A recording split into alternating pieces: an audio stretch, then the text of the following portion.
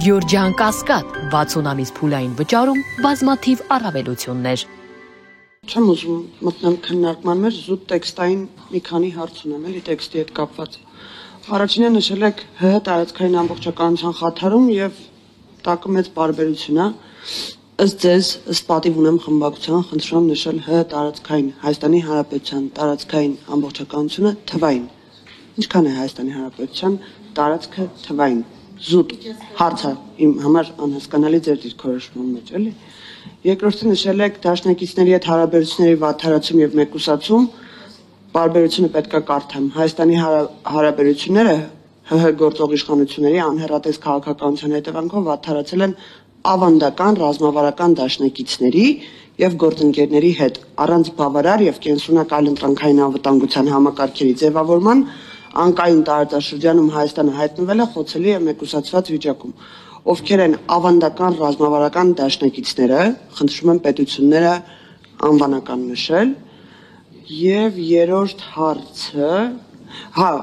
այս զուտ էլի ընթացակարգային, դուք իհարկե այս նախագիծը բերել եք, որպեսզի լսումներ անցկացնեք, չէ՞, չեք ակնկալում, որ այս նախագծի շուրջ բերկա քննարկում ու ծավալվի կամ որևիցե դրական քվեով արժանանա։ Ու ես կարծում եմ, որ ձեր խմբակցությունը 7 հոգանոց է, չէ՞, 7 հոգուց ավել դրական քվե դժվար արժանանա, որտեղ լսումներին կարծեմ մյուս երկու խմբակցությունները չէին մասնակցում։ Վերջից սկսեմ, Տիկին Մինասյան, ոնց կարողացաք մի հարցադրման մեջ այդքան սխալ բան ասեք, չգիտեմ, բայց սա փորձենք հատարած գնալ։ 1. Լսումներին մասնակցել է Հայաստան խմբակցությունը։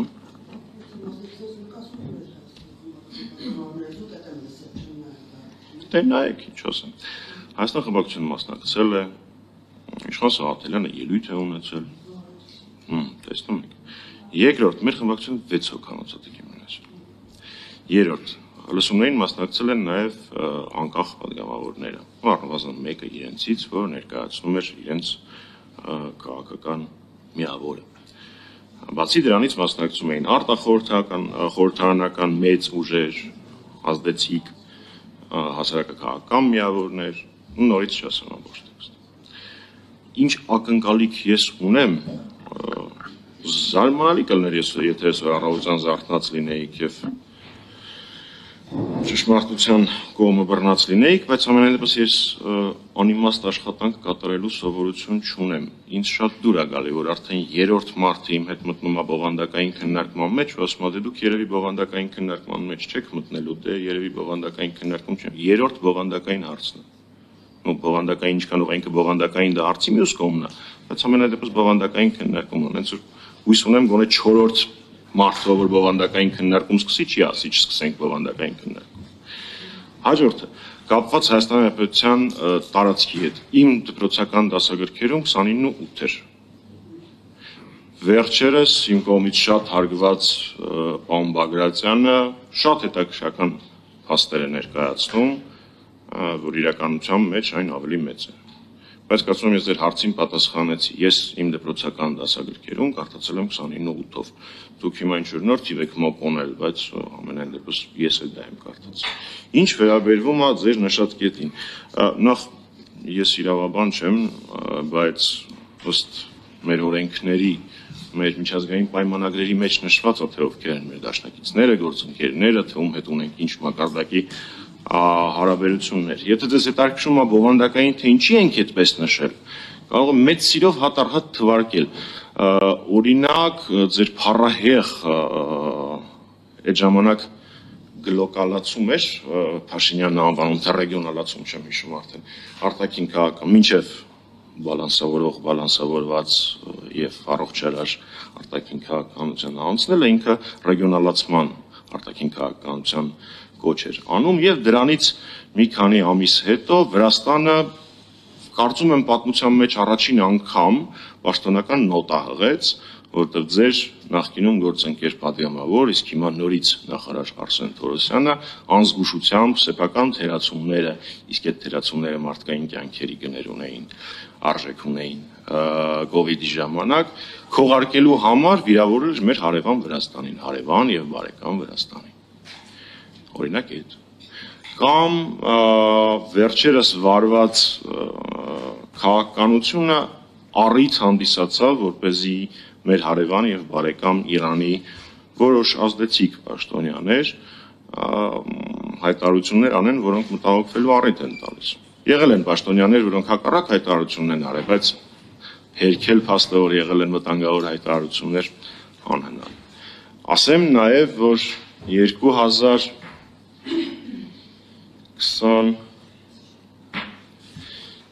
թվականին էր Սուրմալուի դեպքը, չէ՞, եթե չեմ սխալվում։ 23 թվականին Սուրմալուի դեպքից հետո էլի մեր համատեղ երկկողմ հարաբերությունների մեջ առաջին անգամ Ռուսաստանից եղավ պաշտոնական նոտա։ Ես կհիշեցնեմ, թե որն էր առիթը։ Հասարակաքաղաքական միավորներից մեկը Հայաստանում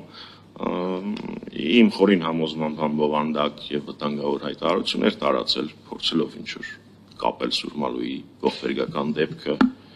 աշխարհակաղակական տրամաբանության մեջ, եւ դրանի պատասխան եղավ Ռուսաստանի Դաշնության արտաքին գործերի պաշտոնական նոտան։ Ակնհայտ է, որ այդ իրադարձությունը ընդհանրապես առիթ էր եւ դա ցույց էր տալիս, թե ինչ մակարդակում են այդ թվում նաեւ հայ-ռուսական հարաբերությունները։ Ես այսպես շատ երկար կարող եմ շարունակել։ Դուք ԵՄ-ի հետ աննախադեպ, բացառիկ, էքսկլյուզիվ հաստատուղթ եք պատրաստում, որը իր կարևորությամբ եւ բովանդակային բեռնվածությամբ համեմատվել անգամ չի կարող ՍԵՊԱ-ի հետ, որտեղ նա ընդհանրապես գործադիրների միջև հուշագիր է լինելու ամենայն հավանականությամբ, իսկ ՍԵՊԱ-ն